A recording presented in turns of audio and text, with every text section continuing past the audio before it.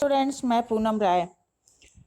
इससे पहले हम लोगों ने नलद्यत के बाकी 3 वाक्य को पढ़ा था, उनके बारे में जाना था। आज हम लोग इनके चौथे और आखिरी वाक्य के बारे में जानेंगे। इसमें वो क्या कहती हैं। थल थल में बसता है शिव ही।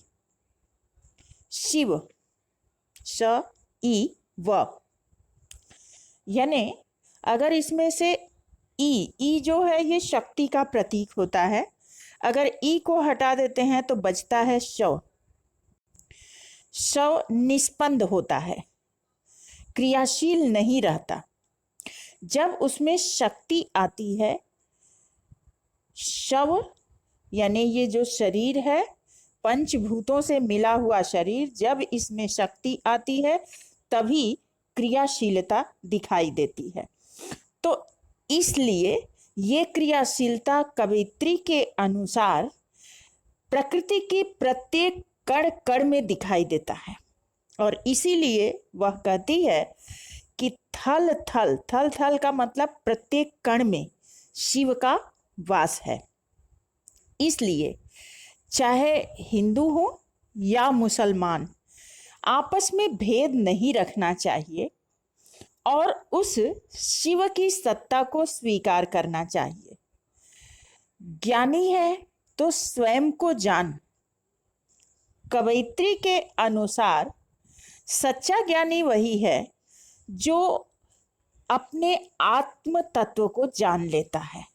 जिसे आत्मज्ञान हो जाता है वही सच्चा ज्ञानी हो जाता है, और वास्तव में वही साहिब, साहिब यहाँ कहा है उस परमात्मा को, तो वही अपने उस परमात्मा को पहचान भी पाता है जो आत्मज्ञान को प्राप्त कर लेता है। अब इसमें के मुख्य बिंदु जो आ रहे हैं उनके बारे में चर्चा कर ली जाए।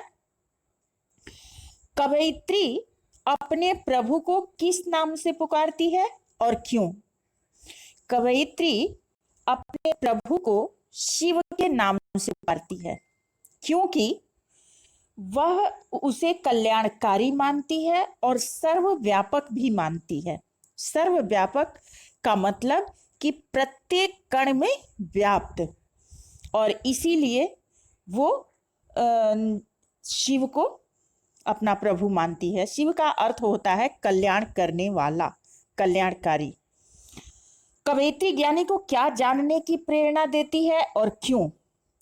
कवयित्री ज्ञानी मनुष्य को स्वयं के बारे में जानने की प्रेरणा देती है, क्योंकि जब मनुष्य को आत्म तत्व का ज्ञान हो जाता है, आत्म तत्व का ज्ञान का मतलब होता है वो कौन है, क्या है, कहाँ से आया है, किस लिए आया है, इस बारे में जब जानकारी हो जाती है तो मनुष्य इस संसार से विरक्त हो जाता है।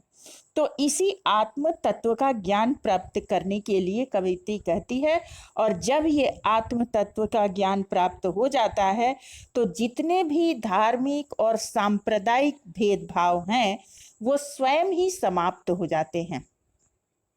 ईश्वर की पहचान कैसे हो सकती है? जब मनुष्य को आत्म तत्व का ज्ञान हो जाता है तो उसके मन में अपने पराये, ऊंच नीच, हिंदू मुसलमान आदि का भेद समाप्त हो जाता है, और यही आत्मज्ञान का जो तत्व है वही ईश्वर को पहचानने का सबसे बड़ा मार्ग भी है। कवयित्री सांप्रदायिक भेदभाव से दूर है। कैसे कहा जा सकता है? कवयित्री समाज में सभी को शिव को ही मानने के लिए कहती है। शिव अर्थात कल्याणकारी सभी को उसकी आराधना करने के लिए प्रेरित करती है। इससे पता चलता है कि उसके मन में कोई भी सांप्रदायिक भेदभाव नहीं है।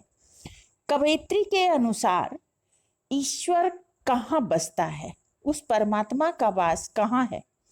कवयित्री के अनुसार उस परमात्मा का वास प्रकृति के प्रत्येक कण में है। सच्चा ज्ञानी कौन है?